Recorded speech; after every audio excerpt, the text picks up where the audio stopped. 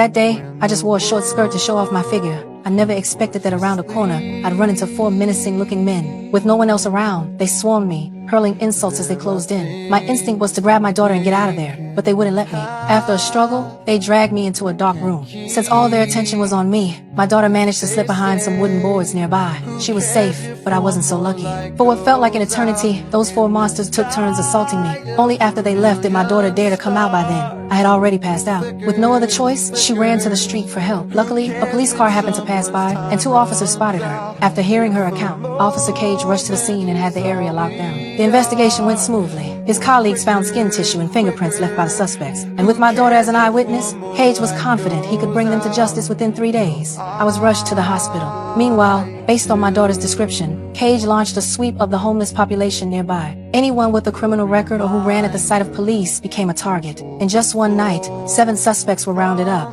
When my daughter identified them, all 4 attackers were among them. Cage naively believed that with physical evidence and a witness, he could get them convicted and bring justice to my daughter and me. What he didn't anticipate was that the suspects' families were far from ordinary. Some were construction contractors, others were business tycoons. To get their sons off the hook, they pulled together $400,000 and hired John, the most famous lawyer in the city. This lawyer was all about the money. As long as the price was right, he could make black look white. During this time, I was discharged from the hospital. Physically, I had recovered, but mentally, I was a wreck. Every night, those monsters' faces haunted my nightmares. Eventually, I developed severe anxiety.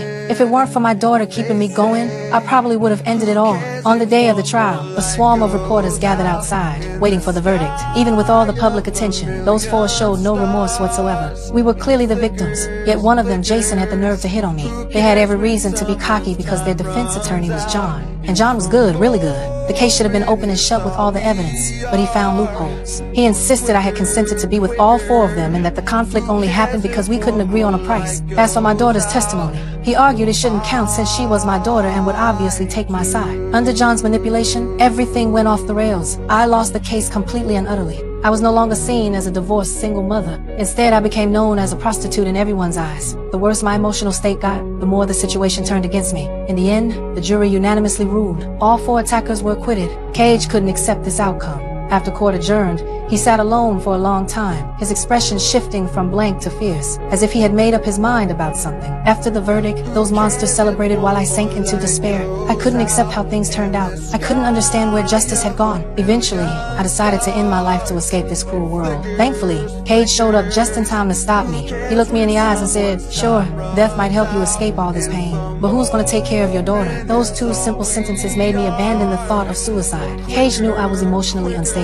Before leaving, he gave my daughter his card and told her to call him if anything happened. But the moment Cage left, my daughter looked through the peephole